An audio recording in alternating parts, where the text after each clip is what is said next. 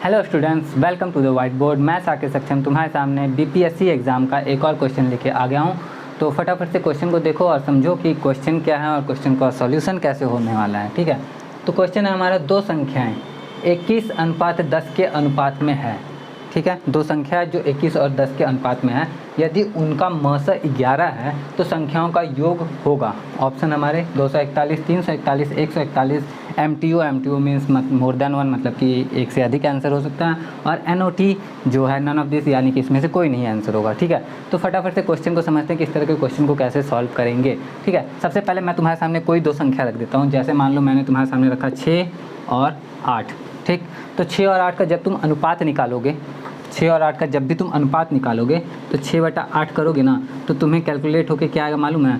तुम्हारा कैलकुलेट होके आएगा, 2 से कटेगा तो 3 आएगा, 2 से कटेगा तो 4 आएगा। ये 3/4 यानी कि 3:4 के अनुपात में आएगा। ठीक है, अब 6 और 8 का मसा निकालने की कोशिश करोगे। मसा यानी कि SCF यानी कि ऐसा नंबर जो जिसके टेबल में ये भी आ जाए और ये भी आ जाए। तो किसके टेबल में ये दोनों आते हैं? तो ये दोनों आते हैं 2 के टेबल में, यानी कि इसका जो मसा है SCF जो है वो है 2।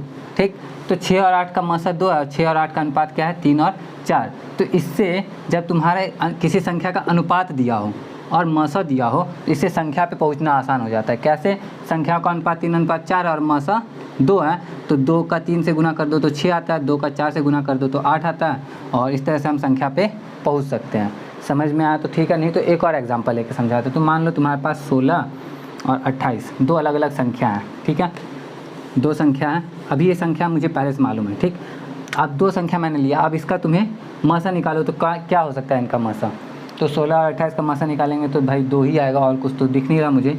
4, हाँ 4 आ सकता है। ठीक है, इन दोनों का मसा क्या आएगा? 4, क्योंकि 4 के पहाड़े में ये भी आता है, 4 के पहाड़े में ये भी आता है। 4 6 24, 4 7 28। ठीक है, और इन दोनों का अनुपात करो तुम। 16 और 28 का जब अनुपात निकालते हैं तो 4 चौके 16, 4 7 28, अनुपात आता है 4:7। तो तुम्हें कॉमन रूप से क्या दिख रहा है पता है?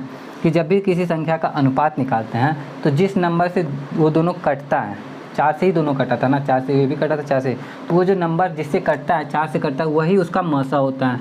ठीक, तो यानी कि अगर तुम्हें किसी संख्या का अनुपात मालूम है और मसा मालूम है, तो इसका मतलब है कि इस मसा से दोनों अनुपात में मल्टीप्लाई कर दो तो तुम्हें क्या मिलेगा? 4 का 4 में मल्टीप्लाई करो तो 16 मिलेगा, और 4 का 7 में मल्टीप्लाई करो तो 28 मिलेगा, गुना करोगे तो 28 मिलेगा। और इस तरह से तुम्हें दोनों संख्याएं मिल जाती हैं। तो अब जब संख्या मिल गई तो हमें पूछा गया है कि तो संख्याओं का योग बताओ।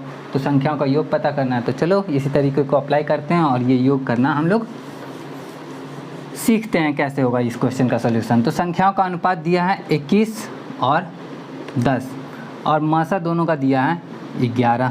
ठीक, तो 21 का 11 में गुना करेंगे तो 11 के 11 के 1, 11 दूनी 22, 1 23, 231। ठीक है, और 11 का 10 में मल्टीप्लाई करेंगे तो हमें मिलेगा 110।